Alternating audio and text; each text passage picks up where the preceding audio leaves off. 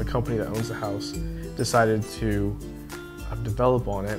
They said if there was any way or anywhere we could move it to, we could just have the house. It's called the Nook and Cranny house because we have so many nooks and crannies. It was built in 1910. It's 3 stories. It's 4,800 square feet. It's in great shape.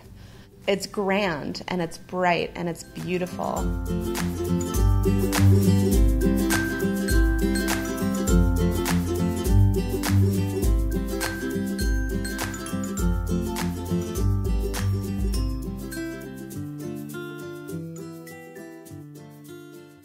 Susie has worked really hard to create just a really wonderful, like, all-inclusive community here in the household. Everybody loves and accepts you here.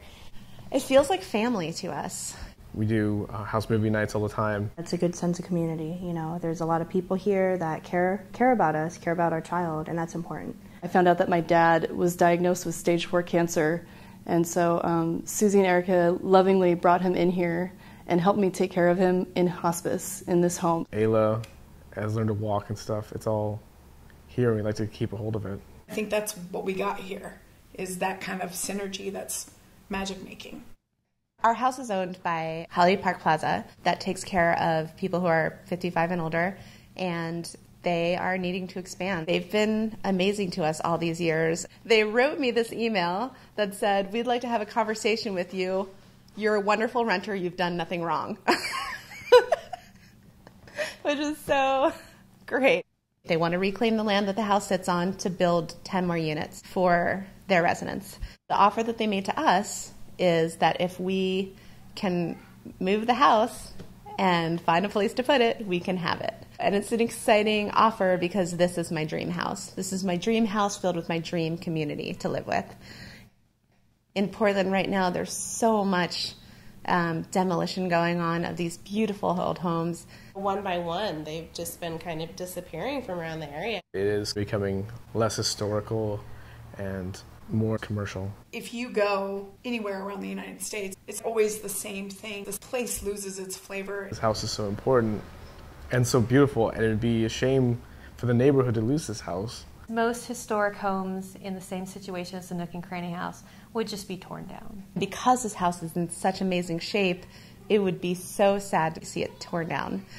I've been learning about the experience of others who have moved a house. They said that we can leave a glass of water on the counter and that it won't even spill. They can move this house in one piece. It's just amazing, the feat of engineering. We've been doing a ton of research to find out what is involved in this. It's an expensive ordeal. The big push right now, though, is to come up with the money. We're not just looking for people to give us the money. We're happy for people to loan us the money.